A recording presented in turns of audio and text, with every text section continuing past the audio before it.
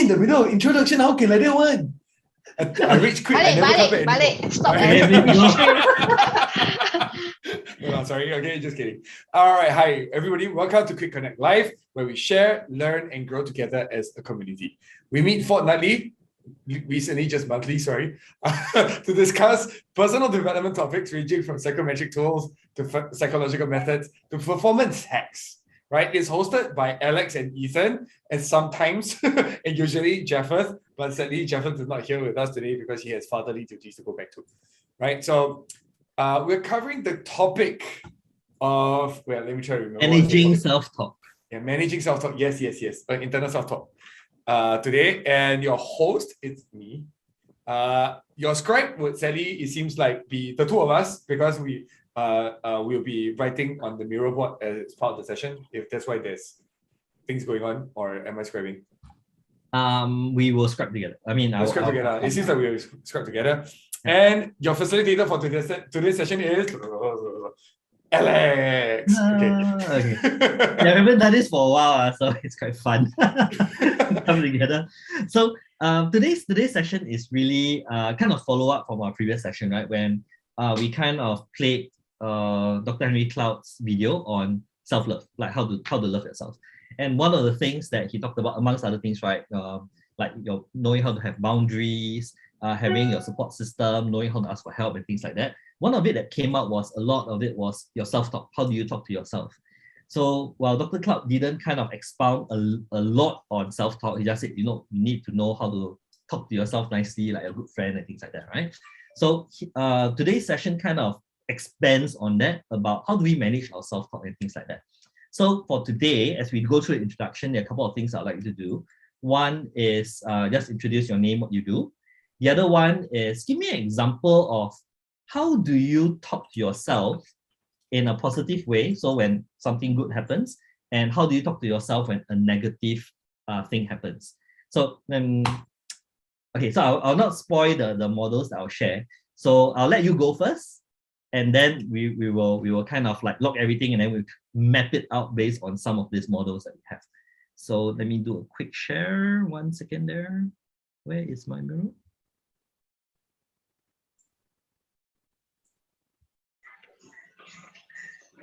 Okay, so Ethan, you also help to scribe, okay? Yeah, I'm happy to scribe, no worries. Okay. So as you introduce yourself, what I'll do is I'll just write down some examples of what you actually say to yourselves for both positive and negative. Yeah? So let's start with Sophia, since you are first on my list in my video. No, Melissa did say that she's able to go first. Oh, Melissa, sorry. I think. Okay, Melissa, can you go first? Hi, yeah, okay. You can see me. Can you hear me? Yes. Yeah. Okay, hi, I'm Melissa, I'm legal counsel. Positive things I would talk to myself would be, wow, so clever. And then if it's a negative one, would be, yeah, why did you say that? Or like, you could have said something wiser, or yeah, it could have been less impulsive. You could have. Okay. Yeah. Those are my two. Those are my inputs. Okay. So Ethan can help write. Oh, you could have been more whatever exercise. So that's that kind of voice, right? Thanks, Melissa. Okay. Let's move to Sophia. What do you do, and then what are some examples of your own positive or negative self-talk? I think for me, it seems like I have less positive self-talk. Most of the time it's negative when there is self-talk. Yeah. I'll start with the negative. I think it depends on the situation. Usually, sometimes it could be, I could have said that then, because usually I may be a bit slow to think on my feet. So I like, you could have said that then, why so stupid? Yeah. And then for positive, maybe not so positive, it's like maybe I will get myself to reframe my thinking.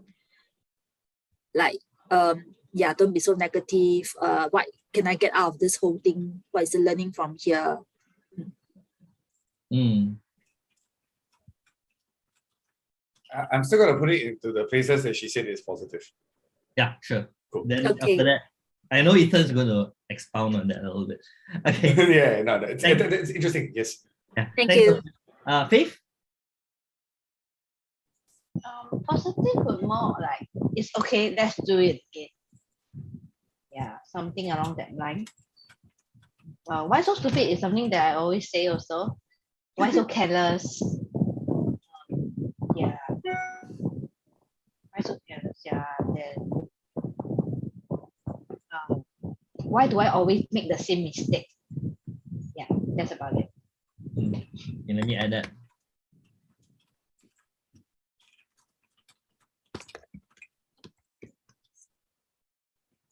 Okay, cool. Interesting. You find it's a lot easier to come up with negative self-talk than positive self-talk, right? Which also tells us what our natural inclination is. Yeah. Okay, let's go to Jess. What are some examples of positive, negative self-talk? Positive is like, oh, like I can't believe it. It's like I'm so good that I can like achieve this, and I'll be like super happy. So I guess that's positive. Then negative usually is like, like why was I so sway? Like, yeah, I always blame it on bad luck. Yeah. Okay. Interesting. Sometimes when it's good, I say like, oh, it happened because I got lucky. Okay. It happens because you got lucky. Yeah, but actually it's not. It's because I cracked my brains to achieve it. So it's not just luck or magic. So it's the attribution, right? We'll talk a little bit about that later. Thanks, Jess. Freya, what about you? For positive, like I did well this time. I did well this time. Okay. Yeah, then negative, like I could have responded in another way, or like I should have responded faster, or like better. I could have done better. Yeah. It's the could have, should have, would have. Yeah. Right. Okay, cool. So for me, recently, right, because I do my investing stuff, right? Then when something went well, I think, wow, heng, I bought it at that time. So it's like, wow, lucky I did that. Right. And then okay, so I can type that myself. Oh, lucky I did. Okay. Then for the negative ones, when like the stock market, the price drops against me, right? Then I ask myself, wow, why so stupid? Go and buy at that point of time. Right. So similar to why so stupid times 3. Let me change it. Right. So we realize that when we start talking ourselves, there are certain kind of ways that we talk. So maybe before I go to the model, what do you observe about the type of language that we use for positive and negative talk? Any observations? I think it's always like you are in doubt. Even there's a lot of why. So that's for negative, is it? Yeah. Even positive. Never mind. Maybe that's more for negative. Okay. So a lot of doubt. Self-doubt. Okay, I'll leave it to Ethan. Okay, so a lot of self-doubt. Okay, what else do you observe about the negative or positive self-talks? A bit of blaming self. Okay, a lot of self-talk, a lot of why, a lot of self-blame. I also noticed the positive one relating to what we learned last time. I did well this time. So it's like it became a specific event when you should attribute it more to generic attributes. Yes, we're going to be talking about that in a moment. Okay. I have something to add. Mine is the positive thought. Sometimes it is tempered with some negativity. So it's like imposter syndrome. Let's say you won a competition, right? Then you say to yourself, oh, maybe I won because no one competed other than me, like no one else participated. Like when you play it down, the positive thing is like tempered with negativity. it's like, okay, kudos to myself, but yeah, the reason why I could have won it is because no one else joined, or yeah, you just like bring yourself down sometimes. It's like, I think sometimes as Asians, we learn to be humble, right? It's like, oh la, it's not me, it's not me, it's not me. Then yeah, humble. It's Ethan putting his inverted. Is Chinese sometimes you like to say先虚变成虚伪. So you try to be humble, but you become so fake humble, it becomes hypocritical, right? So I think a big piece about the whole, I like what Ethan wrote, imposter syndrome, right? It's also recognizing, when you are doing something good. It's for me, the other thing that's very important is that as part of the whole be humble thing, we do self-deprecation as a norm. No lah, I'm not so good lah. I'm not as good as you. No, I'm not as good as you. And then it's like no. Just take it. But that's basically what it is. But okay, again, I'm not in the typical realm because I have self-assurance. So that's a different thing. Yeah. Okay, so I'm going to go through a couple of models just to give you some frame about how to think about how you speak with yourself. And what I'm going to do is I'm going to try to tag what we have said to this model so we get a kind of a sense of where these are. And after that, we have more time, we can kind of explore that, right? The first one, okay, let me just paste all this here. Yeah? Logical levels, okay. The first one I kind of borrowed from NLP, right? Neuro-linguistic programming, talks about when we talk about ourselves or we talk about people, we have things tied at different levels, right? So for example, when we say that, oh, that was a stupid thing I did, that's a behavior, right? But if you go and say, I am stupid, that's identity, which is very, very hard to change, right? So a lot of it is like, when we start talking about things like that, what level do we tag that at? So for example, right, I got lucky is what? Probably environment, right? Things happen around me, I was lucky. Thank God, I don't know, God lah. Okay, luckily I did that. That would be what? Behavior, right? I do, yes. I have an argument about the thank God, right? Because each person who thanks God has a different reason for thanking God. Yeah, I know. Beliefs, so it's beliefs and values. Yeah, to me, it's more of beliefs and values. Okay, so let's put beliefs. I did well this time, which would be behavior, right? I can't believe it, I'm so good. Beliefs? Sounds like beliefs or identity, right? I'll tag it as beliefs. But it also sounds doubtful. It sounds environment because I'm so good. Like my environment is challenging my belief. Okay, why don't we ask the person who gave this, right? Sorry, I can't remember who was the one who said this. Me. Jess, is it? Yeah. Yeah, Jess, where would you tag this? Identity, because like I can't believe that I can achieve this much. You can't believe that you achieved this much. So that sounds like skills, right? Yeah, We talk about achievements. Yeah. So you tie at your skills, right? That you are able to do that. Yeah. Okay. Yeah. Okay. It's okay, let's do it again. Is that behavior? Okay. What's the learning here? I do not know where to tie this. Who said this? Me.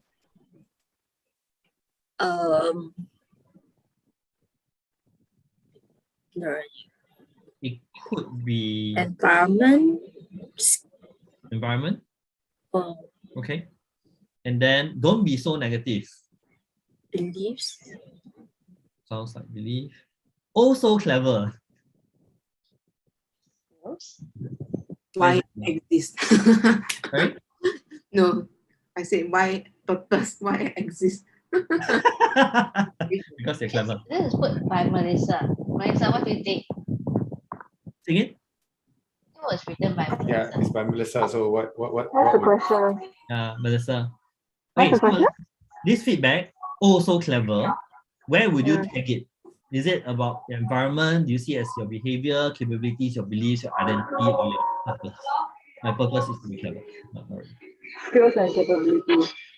Skills and capabilities. Okay, so we kind of see where we tag most of this, right? A lot of times when things are good, we tag it to, oh, it's the environment, it's the behavior, but maybe we don't look at identity so much, right? So let's start with the most popular one. Why I so stupid? Where do you tag this? Belief, identity? It can be behavior also. Oh, no, beliefs, I guess. What do you think?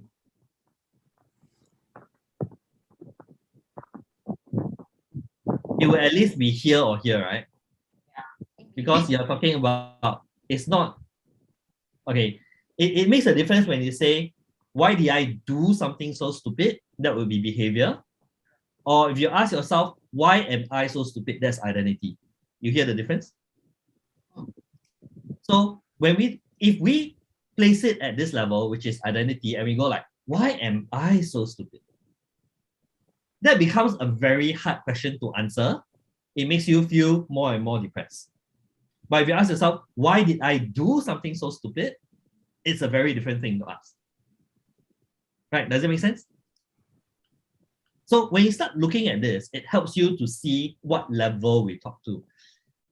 You could have said that then. That would be behavior, right? Why so careless? Behavior? Oh. Or skills? Yes, behavior also can. Behavior, okay. Why do I always make the same mistake? Behavior. That one written by me. Okay. Well, not too bad. Huh? A lot of things are all at behavior level. You could have been more the XXX. I don't know. Who said this? Sorry. A lot of people say. I could have do more. Okay, same thing, right? I could have responded in another way. This one might be skills or behavior. Okay. Why was I so unlucky? Environment. Okay. By the way, if you think that I was unlucky in this situation, that's environment. If you believe that I am an unlucky person, that's identity. You can see how that same similar statement can be tied to different things, right? Oh, why do you say that? Behavior. Okay, so not so bad. Most of it, we find that we always tag things at behavior. But if we are able to attach certain self-talk about positive things at higher levels, and then negative things at lower levels, that gives us more space to change. Right? So if I did something, I made a mistake, and I say, oh, that was a wrong thing to do. I can do something different the next time. Right? If it was environment, okay, if you luck, I don't really know whether you can change your luck, but you know, who you're with, what you do, you could change the people that you're with, you could change the environment you're in, you can change your office, you can change your bedroom, you can change your living room, this environment can change, right? Yeah, you can change your trigger. Right? So these are things that are easy to change. But once you get higher to higher level, it's harder to change. So you want to attach things that are more permanent, more positive at higher levels. Yep, makes sense. Right? So this is just one way to think about it. And when I start talking to myself, what level am I talking at? Right? So that's one way to think about your levels. Ethan, anything to add? So I just want to highlight something really interesting. When Faith goes, why so careless? If you notice, it comes with a statement that goes behind it, which is, I am a careless person. So just to note, when you make a statement, logically, it sounds like you're talking about behavior, but do look at what's behind what you say that behavior is. So because if you say, why do I always make the same mistake? The thing is, you think it's behavior.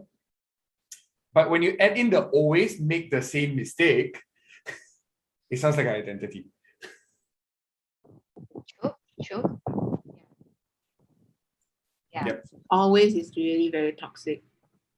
Yeah. But every time we use always, if we always use always, is it really toxic? No, okay.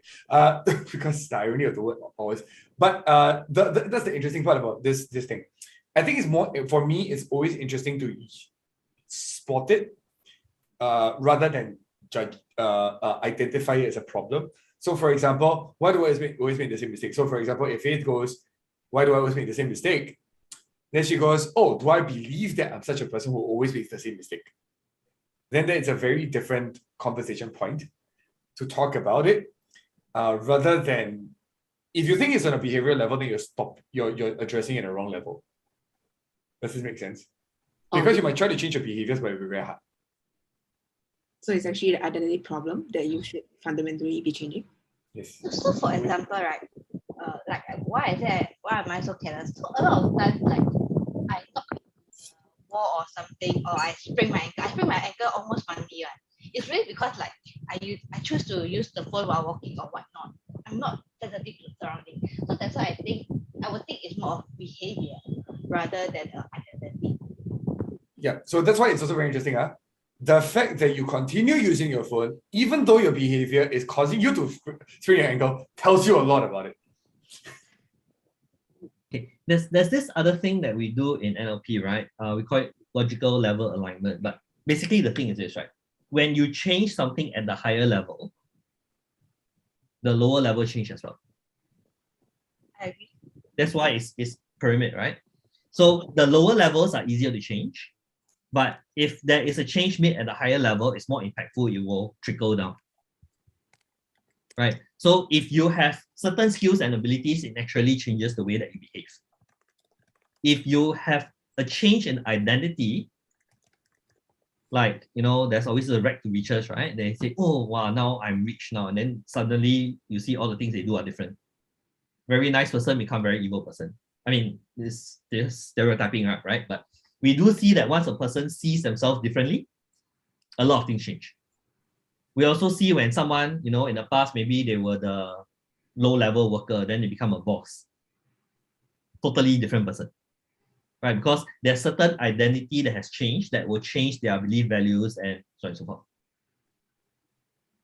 So, but I think the purpose of this first exercise is to give you a way to start thinking about, oh, when I'm talking to myself, which level is it happening? Right? So that you can become more self-aware. So awareness comes first. Then after that, you can be more conscious about, oh, what am I really talking about? How do I change? Okay. So I think just want to take on what Alex said and just add on just that little bit to finalize that a bit more, right?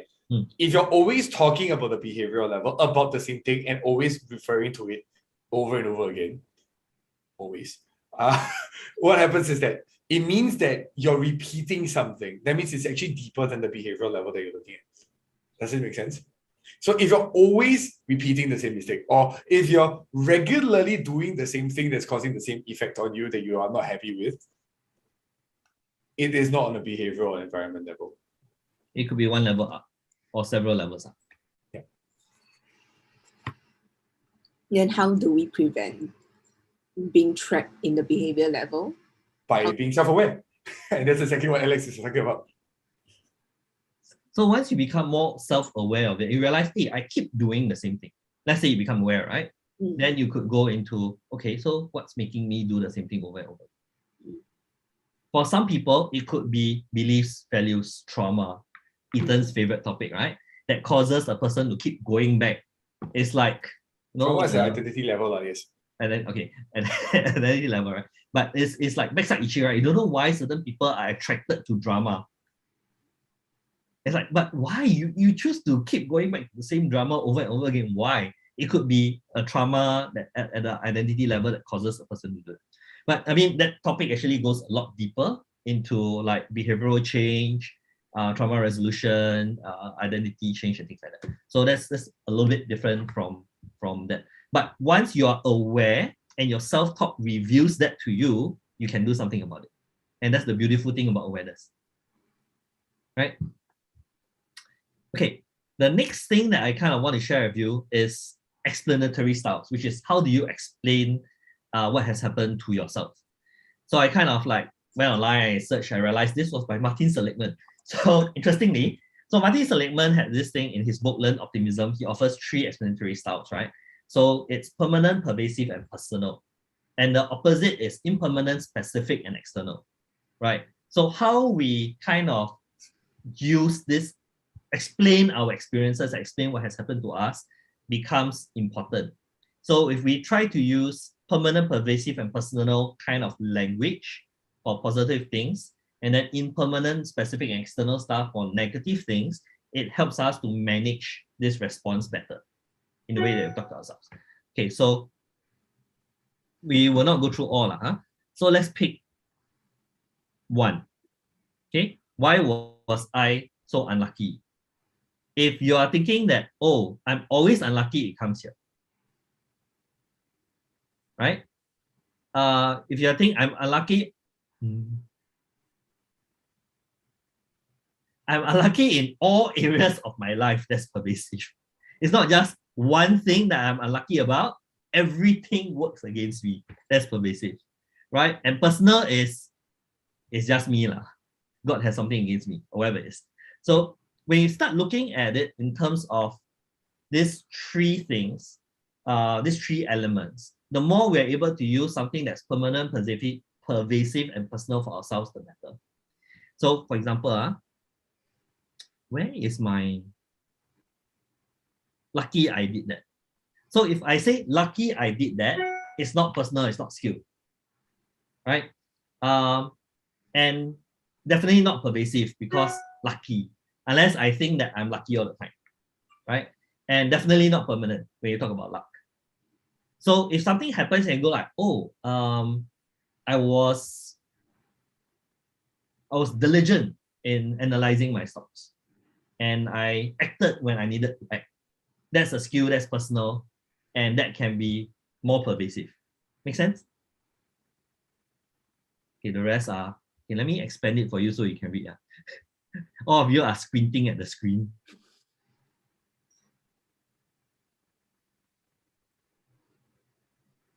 Okay, make sense?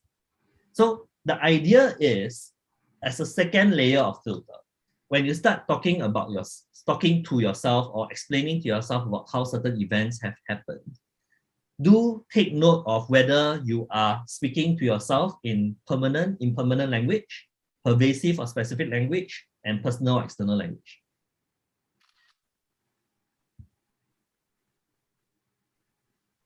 Sorry, what is pervasive again? Pervasive is like it affects all areas of your life, not just one area. Right, so it's like let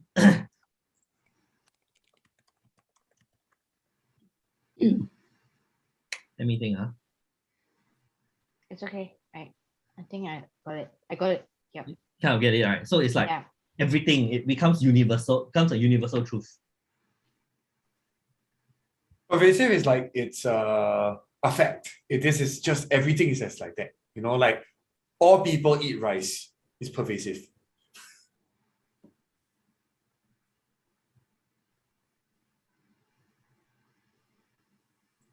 It's so the difference, permanent and impermanent is kind of like a time thing. It happens all the time, always. Right?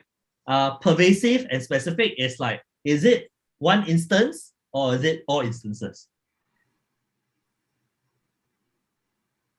Ethan is thinking, correct, no, right? The left side, yeah, it's correct. No, I'm just thinking the left side, basically anything on the left side doesn't change. And it's everywhere. And it's specific to you. Yeah.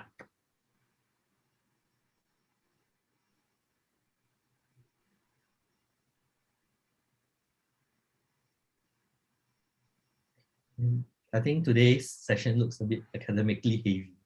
No, I don't find it heavy, but how's everybody? Like, what do you think of what do you understand so far? Yeah. What are your thoughts when you see this, right? How do you see yourself talking to you in this frame? How do you talk to yourself? Do you talk to yourself permanent, impermanent, pervasive, specific? Like permanent can be fatalistic statements, and then impermanent can be like, hey, I'm not there yet statements. So in a lot of the self-talk areas, yes, there's a lot of permanent versus impermanent kind of way of looking at it. Yeah. Then it didn't it didn't work out this time. That would be impermanence, right? Yeah. And it didn't work out for this case. That would be specific. Yeah. I mean, for me, both are both impermanent and specific. Yeah. Oh, okay. Yeah. And then personal versus external is I like the examples in like maybe there was not enough sun, maybe the tomatoes need more water, maybe let's figure out what the thing is. So then what happens that you're looking for truth or facts rather than going, it's my fault. How many of you actually the first automatic thing whenever things go wrong is my fault? I mean, sorry. In my perspective, when even if we talk about external or specific, right, it's still possible that you're blaming the external factors for. Yeah. There are stuff, so it can be a permanent pervasive external, which is not, if it's a negative thing and it's permanent pervasive external, you can be saying God just doesn't like me, God just makes my life super hard, therefore look at these external circumstances, you can have that negativity in that place. But this framework allows you to see how your self-talk works and what you want to be permanent, what you want to be pervasive, what you want to be personal, what you want to be impermanent. So the other part about this is like, I'm smart. Do you want it to be a permanent thought? I don't understand what you're trying to say. I'm smart. Do you want it to be a permanent thought? Shouldn't it be, I mean, it's a positive thing, right? So shouldn't it be a... No, but do you want it to be permanent? Meaning, I'm smart this time, I'm smart in this instance, I'm smart, like versus I am smart, I'm a smart person and I'll continue to be smart and I'll continue to grow to be a smarter person, permanent. I'm smart meaning permanent. I always identify myself as smart. It also depends on, okay, so we talk about the humility thing, right? Someone comes to you and say, wow, hey, you're so smart. And then your response is, yeah lah, only in this only lah. You hear people say that, right? So you're taking something that is kind of pervasive, I'm smart, to I'm only smart in this area. Oh. And at this time. So like and at this time, I can be smart in this area, but that can be a permanent thing. I can be smart when it all comes to everything music or everything psychological. I can be smart in the area. But you put me into sports, sorry, I cannot. Right? That can be those are permanent thoughts. Okay. Yeah. So the way that we talk and the way that we articulate will have an impact on, how do we explain the positive and negative things in our lives using these 3 dimensions will have an impact on you. Right? So if you are able to accept like, oh, actually, yeah, I'm quite smart. I'm able to think flexibly. And then you start to realize that I'm flexible not only in this aspect, I can be flexible in other aspects as well. Then that becomes pervasive, right? So that's what we mean by look at the language that you use for yourselves. For the positive ones, as far as possible, try to use permanent, pervasive, and personal language. For negative ones, try to use impermanent, specific, and external language. Now, there is a caveat. I know that there are some people who externalize everything. That is not what we are asking you to do. Nothing is my problem and nothing is my fault. That's not what we're asking you to do. Okay, so we've seen some people that need a reality check. It's like, hello, you chose to do this. No, this is a decision you made. It's not external. So while you try to use this, do recognize that we are not asking you to lie. We're not asking you to pretend that you don't have a problem if you have one. We are asking you to be aware of the language that you use when you talk to yourself and how you attribute it. Does it make sense? So Ethan and I mean, both of us are familiar. We coach people, we talk to people. We know people who tend to, every time something happens, it's not their fault. It's always somebody else's fault. And they externalize everything. Pervasive, external, permanent. And then permanent, pervasive, external. So again, it's always other people's fault. No, I'm not the one at fault. So there is a part where it is useful and there's a part where it's misapplied and becomes a problem. So same thing, self-awareness is very important. And then the awareness of how do you use the language with yourself is also very important.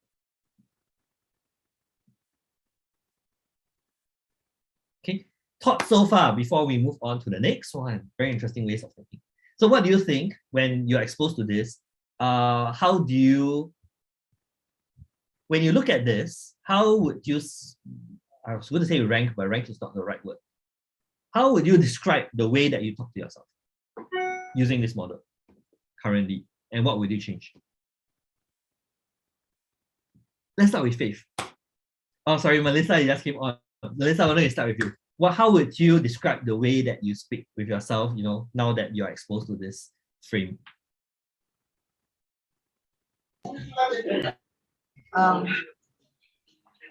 To always couch positive responses in a more permanent style, the left column, permanent, pervasive, personal. If it's a negative thought, then you just couch it in such a way that it's just in respect to a specific instance, just like one-off thing, like, and it's not something which is, it's just a fleeting thing, yeah. Yeah. Okay. Did you want me to give an example or what? If you would like to share an example, that'd be great. I need some time to think about it. Okay, cool, no problem.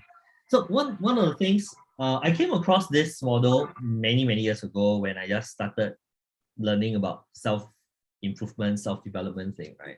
Martin Seligman is a positive psychology guy, right? Yes. But I didn't realize it came from Martin Seligman. I got it from some other source. I at least don't remember his name being mentioned.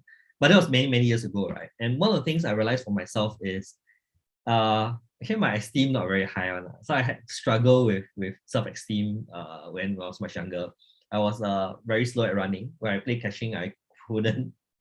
I could get caught, but I couldn't catch anybody. So I had to have my good friend come to me and like, hey Alex, come lah, let's move on. Pass it to me, then you go catch somebody else. Right? So things like that. And I generally was not very good at a lot of things. I was the nerd lah. And in our younger generation, the nerd doesn't, you know, it isn't very popular and usually gets bullied. So I was there. And I did realize that a lot of times the language that I talk to myself actually puts myself down quite a bit with permanent, pervasive, personal, negative statements, which is very negatively impactful, if you know what I mean.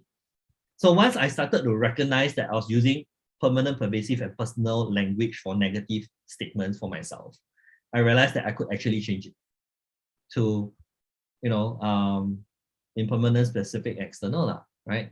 That I can't think of examples now because it's all been reprogrammed already. But if I said something like oh,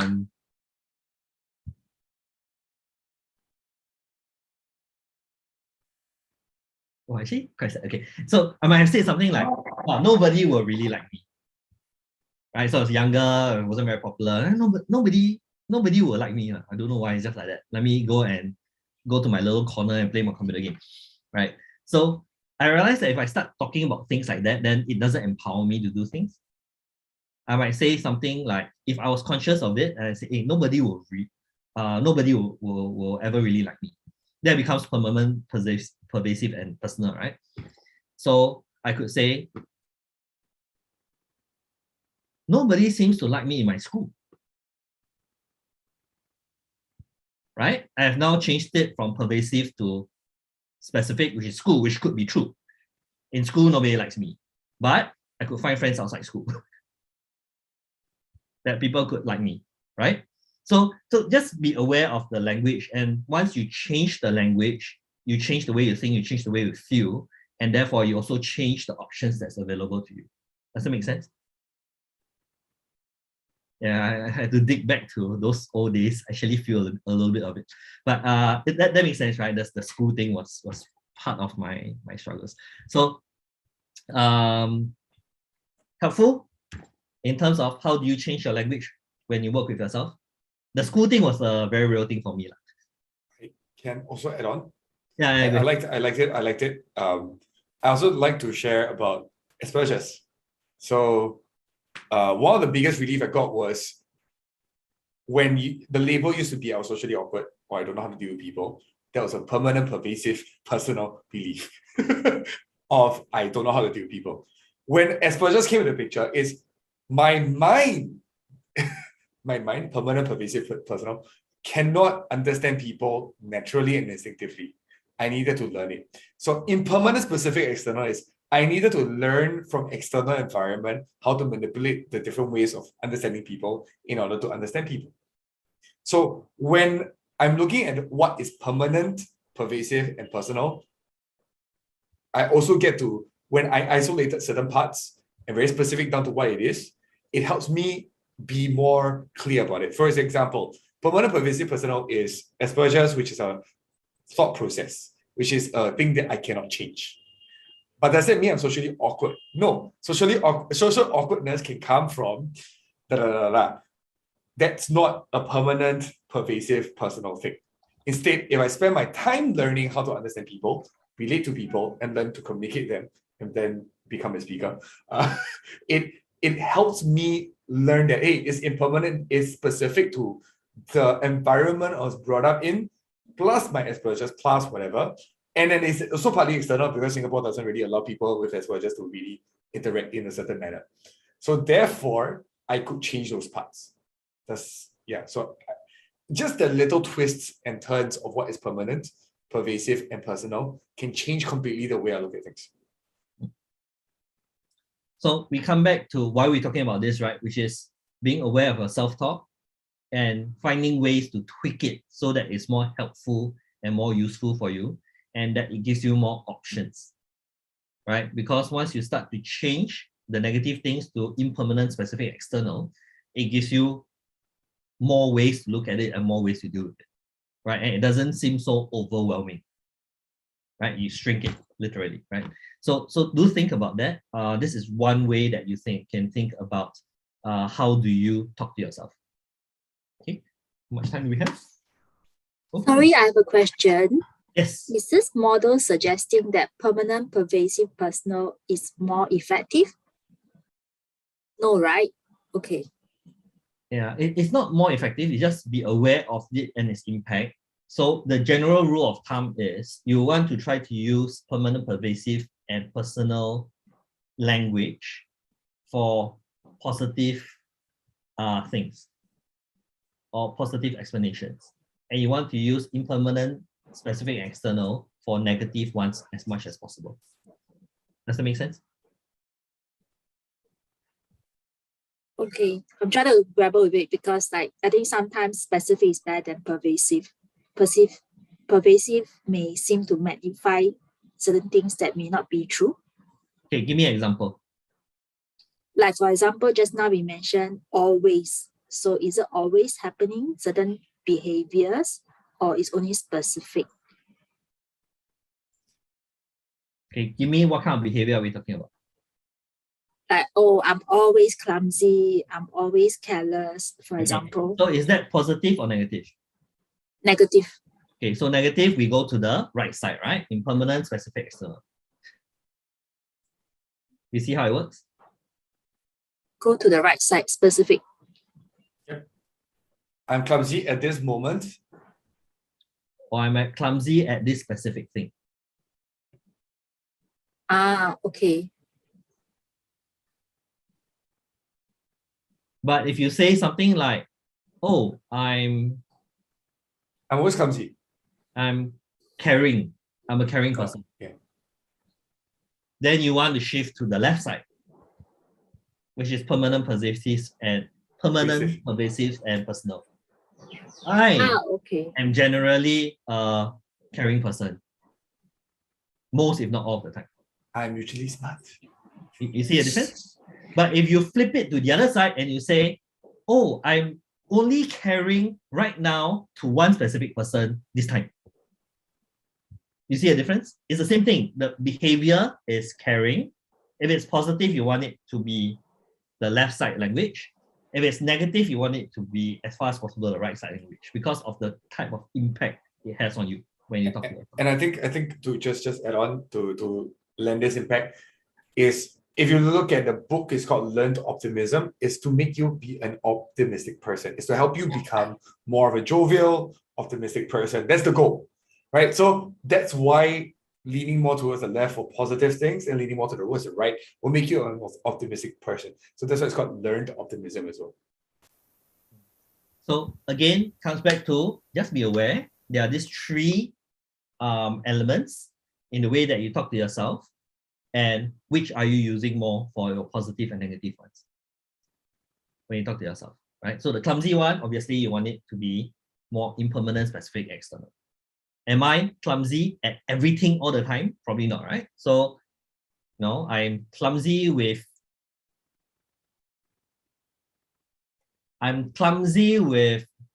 glass cups when I have a lot of things to do. That's very specific. That's less impermanent. And there's a little bit of external factor, which is, when I have a lot of things to do. So what do you do? Yeah. Oh, so once you frame it that way, you just know that, well, if you have a lot of things to do, avoid glasses, then you'll be less clumsy. Yes. I just want to address Freya's question, which is, so should we always say that I'm good at something and everything all the time? No, honesty is still the best policy. But if you happen to see something positive about yourself, make it more permanent, pervasive, and personal. Just don't lie to yourself. If there's any general rule that's beyond all this, the more you lie to yourself, the worse it is for you. So if I think I'm God and I'm lying to myself in that way, then I shouldn't say permanently I'm God, pervasively I'm God, and personally I'm God. No, that's not true. But that's only because of the fact that you create issues. But if you do things well and you do things in a positive manner and you're a caring person and you think for others, I'm a thoughtful person. I am a thoughtful person is permanent, pervasive, and personal. So one of the language that we could use, right? Let's say I don't think that I'm pervasive enough to say always. Give me a sec. Okay, bye-bye. Sorry, yes, and who are leaving. So if one of the things that I realize that, I'm not always caring, I don't dare to say that, honestly, right? I could use words that are a little bit more towards the pervasive spectrum, such as, I'm generally caring. Not always, most of the time. I'm caring most of the time. That's more pervasive than I'm just caring now. Does it make sense? So if you find that, the permanent pervasive is too extreme, you can use things that are more towards the spectrum, those language that is truer to you, but at the same time also allows you to shift that focus more towards the direction that you want. Does that help? Words like general, most of the time, could be helpful than saying always. Okay. And we've got good stuff. Okay, I'm just checking what I'm missing in the chat box. Okay, so we have two more. One more is something that the last two I'll just touch on very, very, very quickly. Yeah. So one of it is this model called sound wave. So those of you who have attended our previous sessions, or if you're an elite member, we also have the sound wave as a course that basically talks about how do you talk to yourself. And some of you have also taken the profile, right? So I think Faith you have your brilliance tree. So one of the things that you can do is start to recognize what kind of voices you are using to talk to yourself. So for example, right? If we were to look at, let me just take this. If we were to look at something like, why so careless? That sounds like very criticizing voice, right? You could have said that, should have said that, you very correcting voices. Like, you should have done something else. Why do I always make the same mistake? Sounds very criticizing, right? Oh, why do you say that? Okay, this is interesting, this word, because it's the tonality that separates this. If it was asked with a very open-ended question, the impact is very different, right? So let's say I said something that I shouldn't have said, and then I ask myself, hey, actually, why did I say that? That would be kind of inquire, right? Which will allow me to dig deeper into my motivations, which was actually not too bad. But if I say something like, hey, why on earth do you say that? It's very different, right? The tone changes, it actually sounds more like critique. So the tonality and all this also affects. Now, the interesting thing is that when we start looking at the different types of voices, why was I so unlucky?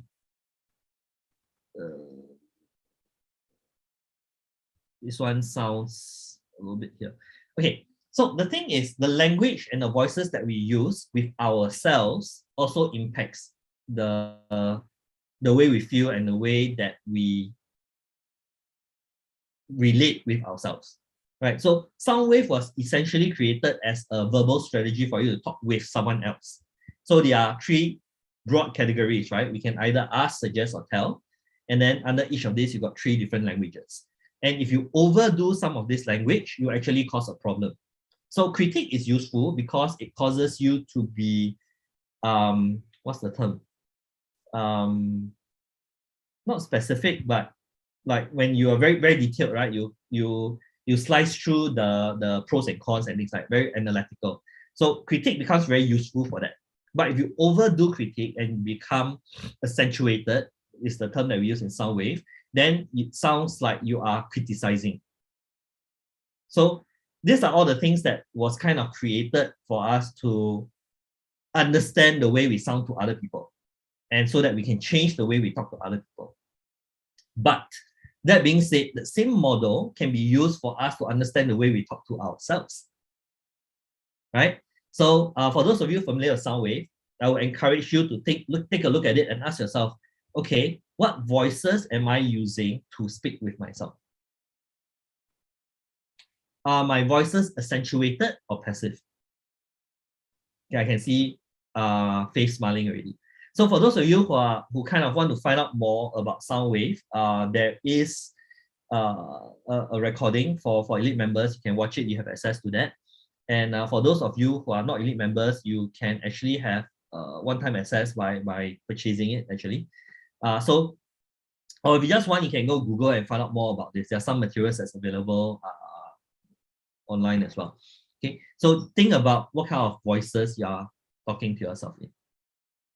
And Faith says, my sound wave is diagnose, advocate, and challenge.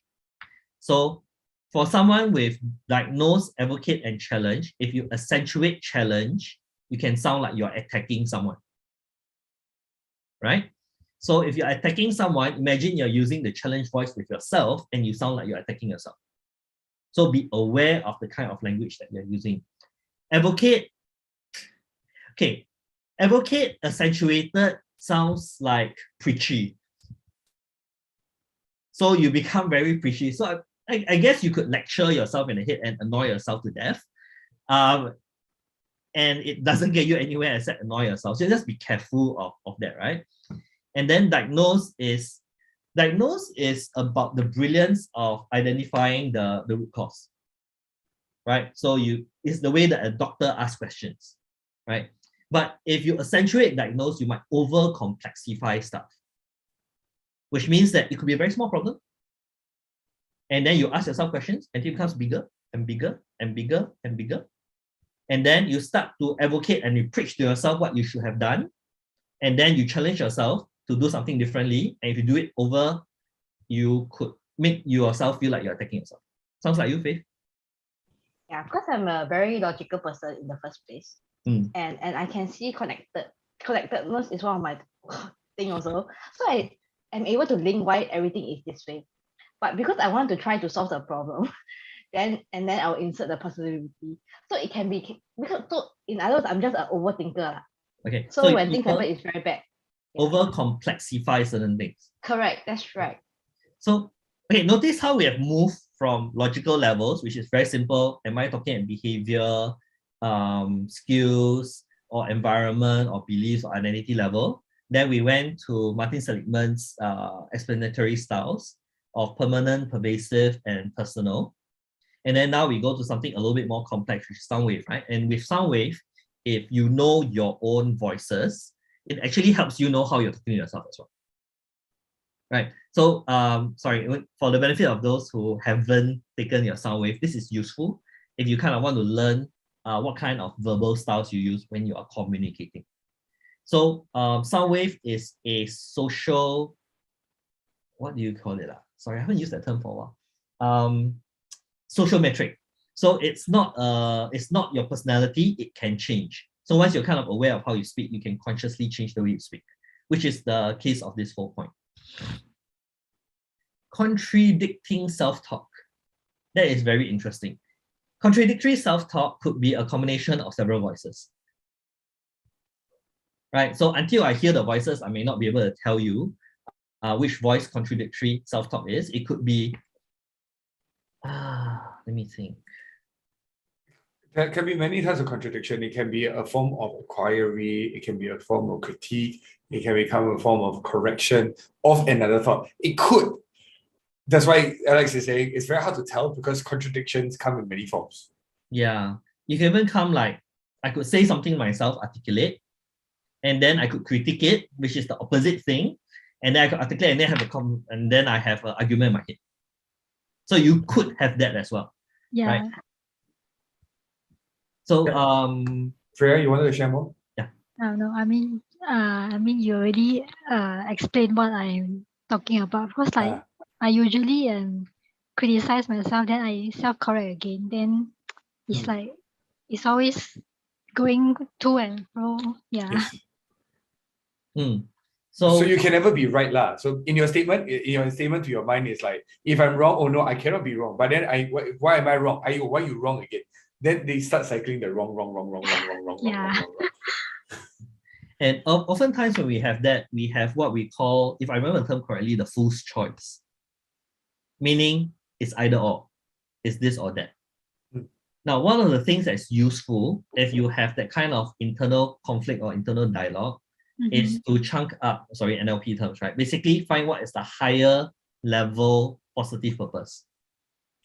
Right? So if you say that, what's the positive intention of A and what's the positive intention of B? Right? And once you talk about things at a different level, you might then find, actually it's not so contradictory.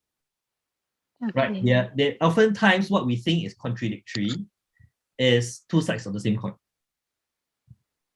First, like one moment, sometimes when I'm down, then I'm always critical. Then after that, a few hours later, then I start to think a bit more positive. So, okay. That's actually very normal. Okay, so last night I was really angry. I was blaming all around. This morning I woke up and I was like, okay, I'm able to figure out things again. It's normal. It's perfectly normal. It's again state of mind. It's also down to, have I had enough food in my body and I'm actually going through a grumpy spell? I'm hangry. Like there's all the different ways in which it can exist. Sometimes it's a physiological imbalance. Yes. It's like I need my coffee. Yes. A lot of people can relate to the coffee statement, right? Yes. Okay, I just have one more to share with you. So again, I borrowed this from NLP, which is what we call auditory submodalities, right? Submodalities are basically the things that influence the auditory sphere of things. So basically, when we talk about five senses, we have visual, auditory. Visual is what you see, auditory is what you hear. Kinesthetic is what you feel. Gustatory, which is taste. And olfactory, which is smell, right? These are the five senses. So since we are talking about self-talk, we actually can think in visual terms and auditory terms, right? So we do an NLP, we have the whole modeling thing. But since we are talking about talk specifically, I just decided to pull out the auditory submodalities. So when we talk, and we sometimes talk to ourselves, right? Do notice the tone and the way that we talk to ourselves. Right? So do you hear it in mono or do you hear it in stereo when you're talking to yourself, or the voice that you hear in your head? Is it a loud or quiet voice? Is that inflection? That means work smarter, right? You are so stupid. Or you are so stupid. Whatever it is, right? So you notice that the way we speak, the intonations, the inflections also matters. Pauses, duration, does it keep repeating? what's the rhythm, the way that it's talking? Is it loud? Volume, right? Is it very loud? Is the voice in your head screaming at you, right? Variations. So where are you hearing the voice from? Is it in front of you, behind you, beside you? Is it a whisper in your ear, like someone telling you, whispering in your ear? What kind of voice is it, right? So is it static or moving? Well, I think the moving one is like when you watch a movie, right? And then it shows that this person being scolded by people, and then the camera goes round and round, and then it hears everybody. That just drives you nuts, right? So where is it static or moving? What's the tempo? What's the frequency? Is it Mickey Mouse talking to you? Or is it, like murderer? Or whatever it is. So these are just some elements that when you hear it, just be aware of what kind of tonality are you talking to yourself with? And you can actually change it, the way that you talk to yourself, the voice, the tone. And one of the things that I want to kind of cover is this thing, right?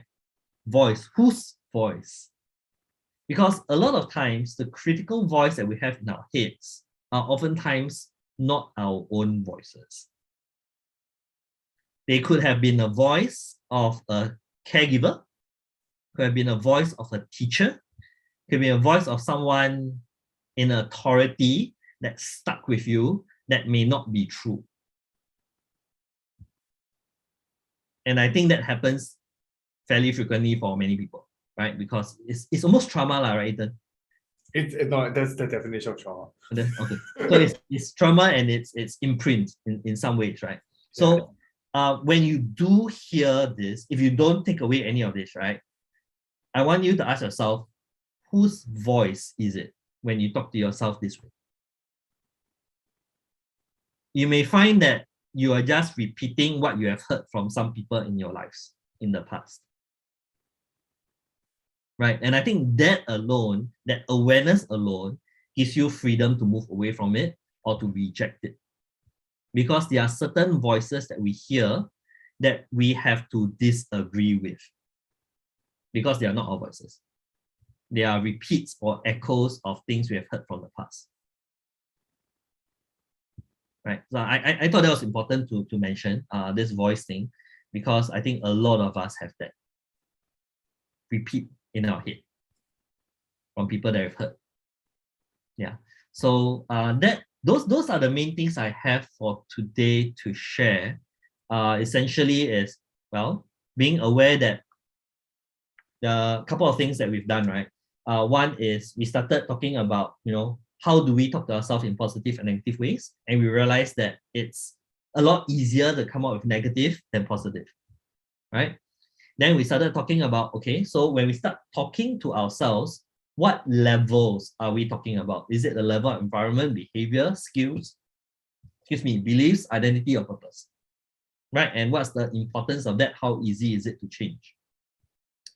Then we moved into Martin Seligman's Learn Optimism, which is, do we choose permanent, pervasive personal language or impermanent, specific, and external language, right? And we move on to those of you who are interested to find out more. What are our dominant voices that we use to speak? And what is its impact, not just on other people, but reflexively, we need to be aware of, if we speak to ourselves that way, what's the impact of it on ourselves, right? And then we go into auditory submodalities, which is the language and quality of the voices in our head, that you have a choice to change it if you can, but if not, be very, very aware of whose voice is it, which I think in the case of critical voices and all this, it's someone else. And that pretty much summarizes the main thing. Ethan, anything to add about what we've spoken about today? Yes, great. I just want to go back to the self-awareness piece, right? Like, how do you gain self-awareness from this? I think one of my favorite parts about self-talk is,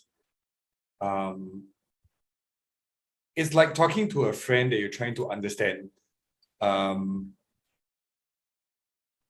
another person's point of view. Like, one of the major parts that I've always realized about this is, if I hear myself talk as an external person, can I tell what the person's trying to tell me? So that's also one of the major reasons why it's very important, because It's like, why so stupid? If I heard it from my friend's mouth, I might punch him. Like, but when I say it to myself, I'm perfectly fine saying it to myself. Noticing how you react to also your self-talk, if it came from another person, or if you're listening to it as another person listening to you talk to yourself like this. Awareness always comes from those parts, right? Because it's easy to say, why so stupid? And we think it's perfectly normal for all of us to say to ourselves, why so stupid? But if anybody says that to you, you will hear whether is it permanent, pervasive, personal, impermanent, specific, external as well. You will also hear it in the tone of the sound waves method. You'll also hear in the tone of, is this, what logical level is it? Are you criticizing me as a person? Or are you criticizing my behavior? Or are you criticizing my environment? Or what are you criticizing? So I think it's for the self-awareness to take place, these are very good tools to I use the word depersonalize, meaning you're not the one speaking to yourself then you hear it as two people talking to each other and recognize what is the tone like? What's the intention behind the tone? Why is this person saying that? Why are you saying this to that person? What's the assumption about the other person? And then it allows you to get deeper and deeper into your own version of self-talk, because this mode of thinking helps you kind of explore it a little bit more, explore the thought patterns. Like, for example, again, we go back to this, right? Don't be so negative. Which is interestingly supposed to be a positive reaction. Don't be so negative, which is a statement of assumption that the person is being negative rather than realistic, which is an assumption that the other person is being irresponsible or the person is a certain manner. There's a bunch of assumptions with that statement within itself. Once you understand it on that level, you can start exploring, what do I really mean by that when I say that to myself? What do I assume about myself? What kind of person am I to myself if I was to say that to myself? So that's why these methods that Alex is showing to you gives you a little bit more insights into, are you attributing it as you're stupid? Or are you saying that why are you stupid at this moment? Like, that was a stupid thing to do, like walking into a lamppost because you're abusing your foot. That's a stupid thing to do, but it's a once in a very long while thing. If it happens once every day, then you know that you're definitely repeating something, right? But if it's a once in a very long time thing, then okay, that was stupid. That was stupid. Specific, impermanent, and external. And it becomes very, very clear along the way. And I think that's why it's very helpful to look at it with these different frameworks to understand a bit more about what your self-talk is actually saying to yourself. Faith has a statement which I thought was quite useful, right? She said, but when you are very in the moment, it is hard to have self-awareness and stop negativity, and we tend to react rather than pause before responding. So I will just touch on that a little bit, and then Ethan, if there's more you can add on. So I had a friend who taught EQ. Can't remember which model it was. I think it was IEQ or something like that, right? So there were different levels of self-awareness. So there is the totally, like something went off and you didn't know what happened, right? It totally didn't know what happened. Oblivious. Then there are some that you are able to analyze and understand after the fact. So it has happened. I can pause, I go back, I think, I'm aware of why I responded, and then I plan for something else. Then the next level of awareness is your awareness in the moment. So when it happens in the moment, I become self-aware and I can modulate myself in the moment, that's the best. That's the best level of self-awareness. So there are different degrees of self-awareness. If you find that, oh, you're so heated in the moment, but you can pause after that and think about it. And then you can plan for the next time. And that's the beauty of self-awareness, right? The moment you start becoming more self-aware, it becomes more and more available to you to the point that you become aware of it in the moment. But it might take some time to get there. Does it make sense? When it goes from external, impermanent and specific to the moments at which it happens, all the way to become something more permanent, perpetual, and personal, like something that is really part of you. Just to add on to that fact, So the interesting thing about this is I don't use the word react slower. I change my reaction even. I change my reaction to not react, to think. So for example, right, one of my favorite statements about this, fighter plane pilots, they don't react. No. The right term for me is they react by thinking.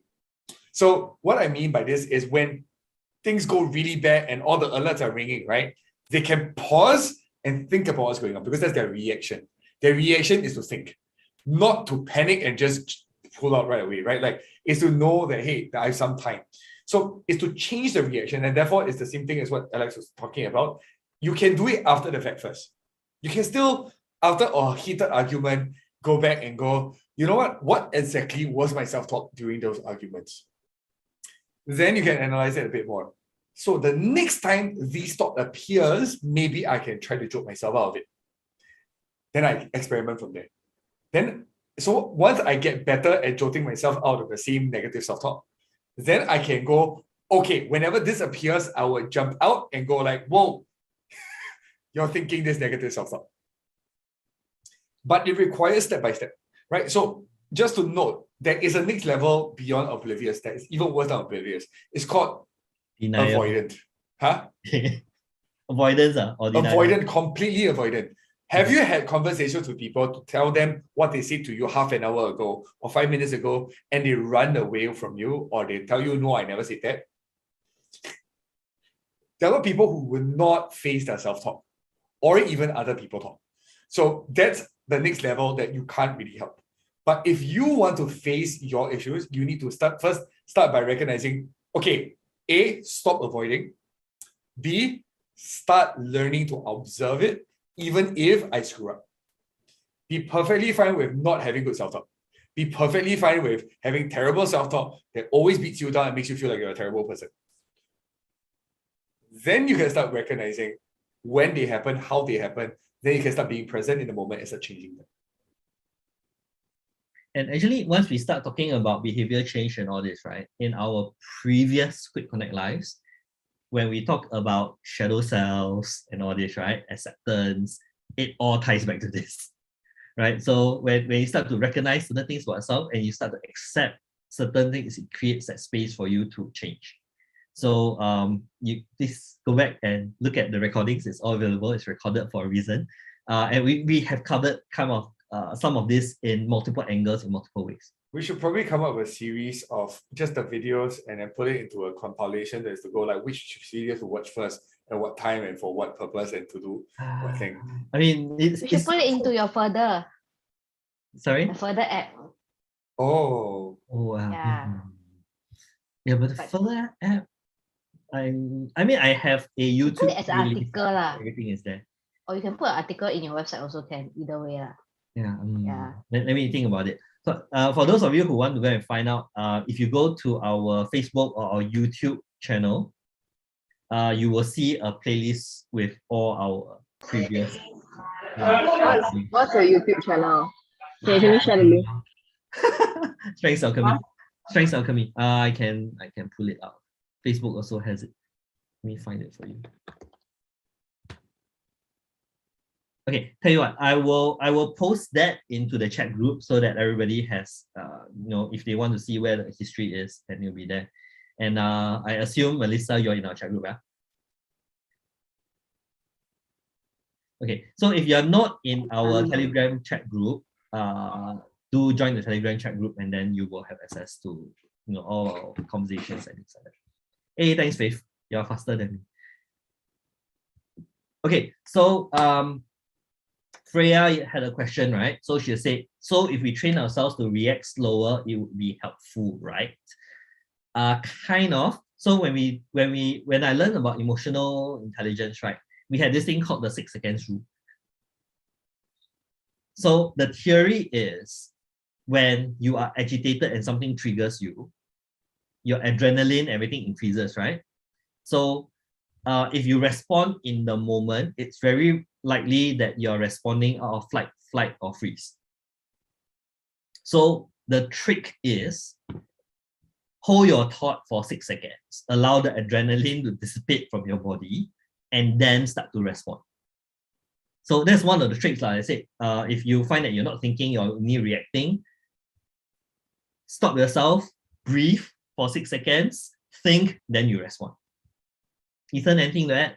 I think you heard of 6-second rule before. Yeah, so that's exactly what I was also saying, right? Like hold that thought for 6 seconds, or think for 6 seconds, or change the reaction to fight, flight, or freeze, or to hold.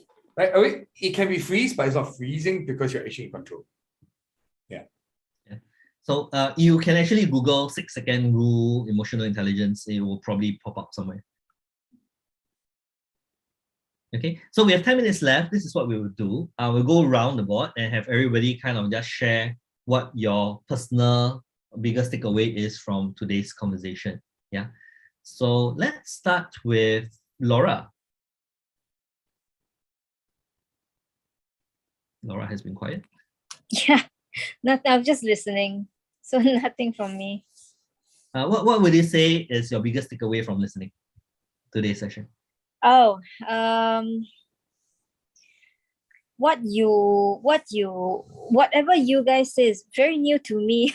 So I was just trying to absorb slowly and was quite confused a little bit. So my biggest takeaway is there's something out there to learn. Okay, so there are more resources if you kind of want to dig a bit deeper. All right, thanks. Okay, thanks, Laura. Freya?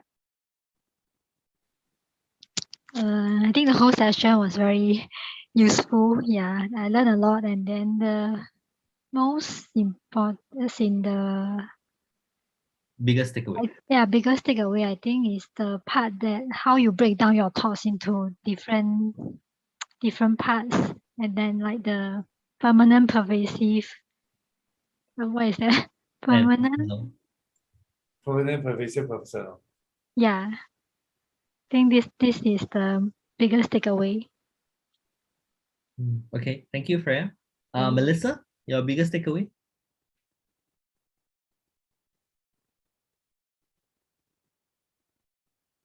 That self-talk is actually passed down through generations. Like, yeah, the reason why we even have that self-talk in the first place is because that was what our parents, I won't say inculcated, what's the word? Drummed in us, like ingrained in us since childhood. And I don't know, it's ironic that if we don't deal with it, or if we don't address it like during our lifetime, then during our adulthood, then like if we have children, we will pass that self-talk down to them. So so it's important to address it so that the curse, you can call it, like it's not brought down to the next generation. Yeah. It So becomes a pattern of thought that's passed down through generations, right?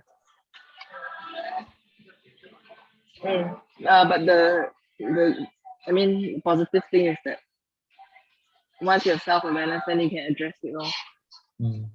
Yeah, it's not something that can be stamped. It's nipped at the butt. Nipped at its butt. It takes time. Yeah. Thanks, Melissa. Jess? Hi, sorry, I was like very sleepy. But I think my biggest takeaway is really the self-awareness. And how to train your mind to pivot towards the right side. So like I think for me going forward will be like if I realize I'm using the left side words, which is more permanence or pervasiveness, then I need to step out and then like rephrase it. So like I hope that over time when I reinforce this behavior, then my statements will naturally geared towards the right side. There's more for, remember to make a decision between the positive and negative, yeah? So you move towards the right side for the negative ones and move towards the left side for the positive ones, not move everything to the right side. So I just need to be a bit clear. Yeah, look like I'm dancing. Right? Okay, then thanks. Yeah, so you're coming to my gig, that's right. Yeah, sounds. Where's the dancing place? I'm not sure yet. There are a few places. You can go to a couple of places. The only place that I know of right off the bat right now is Cuba Libre, but I wouldn't recommend people to go there to dance because it's very loud. There are better places that once I know, I'll let you know. But there's a new jazz bar at Chimes. If you guys want to go there to listen to jazz, that's great. Yeah, maybe we can set one of the meetups, but 10 Yeah. people max, right? I'll look for. I'll let you know when I finalize my gigs, so I can let you guys know. Yeah. Maybe when Ethan has that finalized, then we can create one meetup group session just to go see Ethan play. Yeah, meetup session, not group, not one whole group. Yeah. Just now you mentioned some social dancers, right? I actually was a ballroom dancer last time. Oh, that's cool. Yeah, I watched the Latin ballroom dancers compete while I was doing standard ballroom. Ah, wow, that's very cool. Interesting. Okay, so let's move. Sophia, biggest takeaway? I think the sound wave is interesting, and this is also helpful in terms of identifying and recognizing my own communication style, as well as other people. It's quite interesting that words, tonality, all these are kind of giveaway, but sometimes you are really not conscious about it. So, and the other one is explanatory style that other people have mentioned. So Sophia, if you're interested to find out more about sound wave, let me know. It's a very useful model with which to understand how we communicate with people, and also we can use it to strategize the way we talk to people. Right, so it's very interesting. And Faith has gone through some of that, so she can relate. Thanks, Sophia. Faith, your biggest takeaway? I think for me, it's really back to the pyramid to remember what are the surface things, and that it is, like certain stuff are much easier to change, but certain stuff we have to change at top level, like your purpose, your beliefs, and all that, in order to have an effective change rather than on the moment kind of thing. So yeah, so it will help me to reclassify my thought pattern and see and go to the correct level to address it. And I think like what Ethan added, right? When you start having that repetition, then it might actually occur at a higher level. It gives you that way to think about it. Is there something else that you need to change? Right. So behavior repeated could be a skills issue, right? It's like, oh, I keep falling down. It's like, do I need to relearn how to walk properly, or whatever it is? Or it could be something entirely different, right? So it's useful to think about that. Thanks. Ethan, how about you? Good question. I'm trying to think about what is the biggest takeaway. I thought it's very interesting to look at the many ways of looking at it. I find it more, I found it very useful for me to use these methods to re-explain some tiny portions, because it feels like you're breaking down self-talk with a bunch of different ways of looking at it. I think that's very useful. I think it helps me explain to people a little bit differently each round. Actually, to be honest, I've been putting out the sound waves right assessment. I'm actually thinking of taking it because of this round. I thought that was very cool. Yeah, so I've been putting it off. I think I want to take it just because I want to get it out of the way and kind of understand, because some of the words are still very vague for me, like advocate and advise. What's the difference, right? Yeah, what's exactly the difference? I'm quite curious to take it on my own, and yeah, it's very useful to break it down this way. So that's the best way for me to describe it. Okay, so I think there's a reason why it's broken down also, is because once it's broken down, you can pick one element to focus on. So for those of you who are a bit overwhelmed with the 3-4 different frames that I shared earlier, right? Just pick one. For example, if you want to use logical levels, then just use logical levels. If you want to use explanatory styles, right? The permanent, pervasive, and personal, then just use that. Right? So just pick one, work on that until it becomes more second nature to you, then pick the next one, and then pick the next one, and pick the next one. And eventually you get better and better at that. Right? So right on time. This is one of the rare times that we are exactly on time. So thanks everyone. I'd like to, if you have any other questions or feedback, let us know. Then we'll try to think of what's the next session to run. I'm also thinking, moving forward with the meetup groups, what are the different topics we could run. So on Saturdays, we still have our those video screening that I use with Dr. Henry Cloud's videos, whereby we actually run through some of these topics. And I'm also thinking of what else we could run. So if you have suggestions and things that you'd like to run, let me know, and then we'll see how we can bring that to you. So with that, I'd like to thank everyone for joining us, and I'll see you at our next session. All right, thanks everyone. See you. Thank you so much. Bye. Oh, got bells. Bye-bye.